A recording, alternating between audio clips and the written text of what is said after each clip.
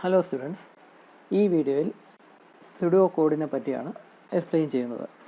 കഴിഞ്ഞ 2-3 വീഡിയോസിലായിട്ട് നമ്മൾ അൽഗോരിതംസും ഫ്ലോ ചാർട്ട്സും നമ്മൾ പഠിച്ചു.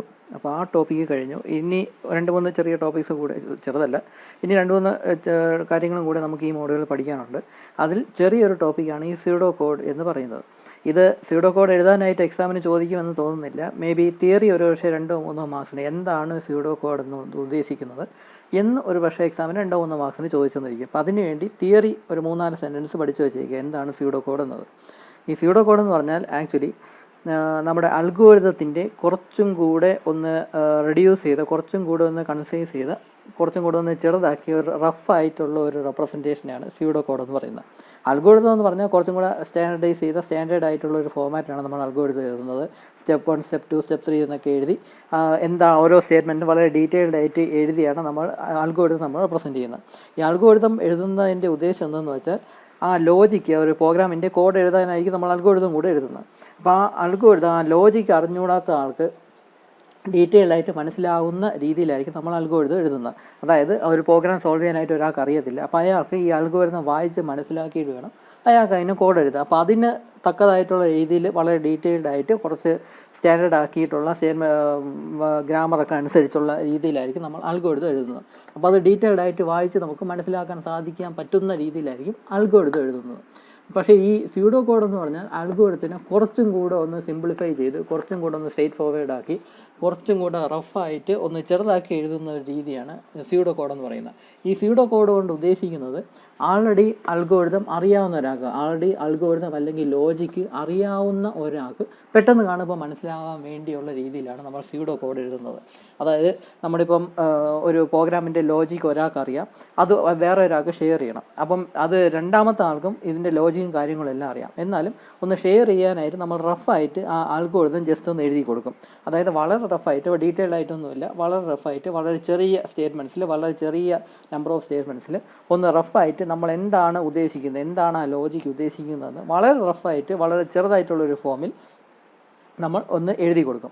അങ്ങനെ എഴുതി കൊടുക്കുന്നത് തന്നെയാണ് സ്യൂഡോ കോഡ് എന്ന് പറയുന്നത്. അപ്പോൾ അത് വായിക്കുന്ന ആൾക്കും ആൾറെഡി അൽഗോരിതം ലോജിക്കും അറിയാമായിരിക്കും.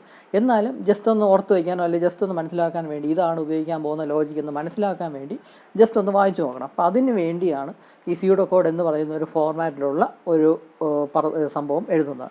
ഇത് ആക്ച്വലി അൽഗോരിതം തന്നെയാണ്. അൽഗോരിതത്തിൻ്റെ ഒന്നും കൂടെ ചെറുതായിട്ട് റെഡ്യൂസ് ചെയ്ത് ഒന്ന് ഡ്രാഫ്റ്റ് ആയിട്ടുള്ളൊരു ഫോം എന്ന് പറയാം.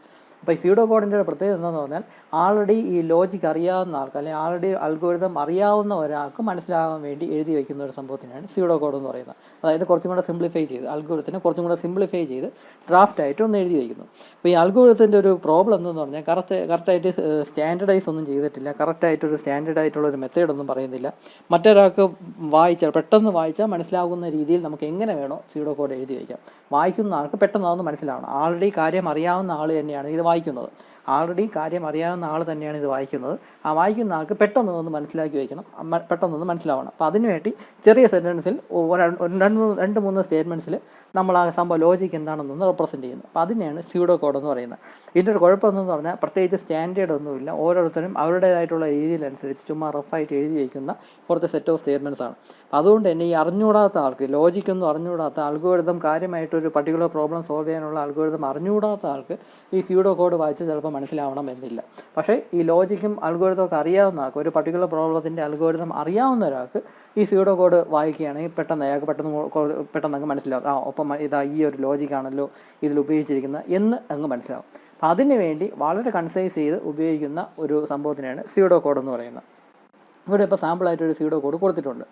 ഇവിടെ ക്വസ്റ്റ്യൻ എന്താണെന്ന് പറഞ്ഞാൽ write a pseudo code to create a program to add 2 numbers together. അതായത് 2 നമ്പേഴ്സിനെ ആഡ് ചെയ്ത് അതിൻ്റെ ഔട്ട്പുട്ട് ഒന്ന് ഡിസ്പ്ലേ ചെയ്യാനുള്ള ഒരു പ്രോഗ്രാമാണ് എഴുതുന്നതെന്ന് കരുതുക.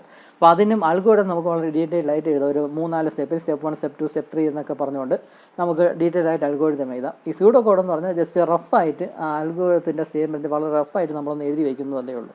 അപ്പോൾ അതിന് നമുക്ക് ഇങ്ങനെ എഴുതാം: start program, enter 2 numbers A and B, add the numbers to the print sum, end program. ഇത്രയേ ഉള്ളൂ സ്യൂഡോ കോഡ് എന്ന് പറയുന്നത്. അപ്പോൾ ഇതിനെ തന്നെ നമുക്ക് വേണമെങ്കിൽ ഇതിനെ ബേസ് ചെയ്ത് നമുക്ക് പ്രോഗ്രാമായിട്ട് എഴുതാം. അൽഗോരിതം തന്നെ വേണമെന്നില്ല, ഇതും അൽഗോരിതം തന്നെയാണ്, പക്ഷേ അൽഗോരിതത്തിൻ്റെ ഒരു സിംപ്ലിഫൈഡ് ഫോമാണെന്ന് വേണമെങ്കിൽ പറയാം. അപ്പോൾ ഇത് ബേസ് ചെയ്ത് നമുക്കൊരു പ്രോഗ്രാം ഈസി ആയിട്ട് എഴുതാമെന്നുള്ളതേ ഉള്ളൂ. അങ്ങനെ ഒരു ഡ്രാഫ്റ്റ് എന്ന രീതിയിൽ അൽഗോരിതത്തിനെ കുറച്ചും കൂടെ സിംപ്ലിഫൈ ചെയ്തുള്ള റെപ്രസെൻറ്റേഷനാണ് സ്യൂഡോ കോഡ് എന്ന് പറയുന്നത്. അപ്പോൾ ഈ സ്യൂഡോ കോഡ് എഴുതുക എന്ന് പറഞ്ഞുകൊണ്ട് എക്സാമിന് ചോദിക്കും എന്നൊന്നുമില്ല. മേ ബി അതിൻ്റെ തിയറി മാത്രമേ ചോദിക്കാൻ സാധ്യതയുള്ളൂ. സാമ്പിളായിട്ട് ഒരു സ്യൂഡോ കോഡും കൂടെ നോക്കാം.